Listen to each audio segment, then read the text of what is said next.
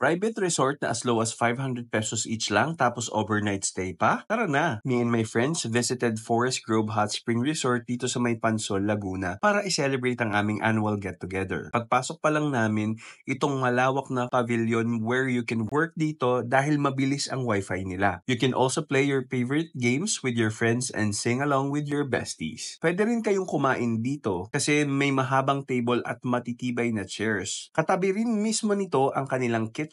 Sa kitchen naman nila included na ang ref, 2 burner gas stove, rice cooker at meron din silang water dispenser and barbecue grill. Sa kabilang side naman, nandoon ang natural hot spring pool at jacuzzi nila. You will enjoy yung init ng tubig tapos may hint pa ng nature. You can also slide with your friends tapos may pa-aquarium effect pa ang kanilang swimming pool. Perfect na pang-flex sa inyong social media. This place has 2 floors na may total of 4 air-conditioned rooms, a total of 16 beds na kayang mag-accommodate ng up to 32 packs. Oo nga pala, meron din kaming iba pang review sa social media namin. You can check it out. Anyway, you can enjoy the view sa second floor. Beat your friends with your billiard skills kasi meron silang billiards pool on the second floor. Meron silang dedicated parking slot. Kung hindi naman enough, you can park outside the property. Yung weekday overnight stay is worth 16,000 pesos, which is up to 32 packs yung kasha. And if 32 packs kayo, 500 pesos each lang ang babayaran nyo. 18,000 pesos naman ang weekend rates nila. Sa case namin, 16 packs kami and 3 days, 2 nights ang stay namin. Total of 36,000 pesos ang binayaran ng grupo namin. Overall, masaya yung stay namin dito. Samahan mo pa ng mga kwelang barkada mo and you will definitely enjoy your stay sa property nila. Special mention rin na malinis ang place and napaka-nice kausap ng staff nila and even gave us extension sa stay namin without additional cost. That's it, finders.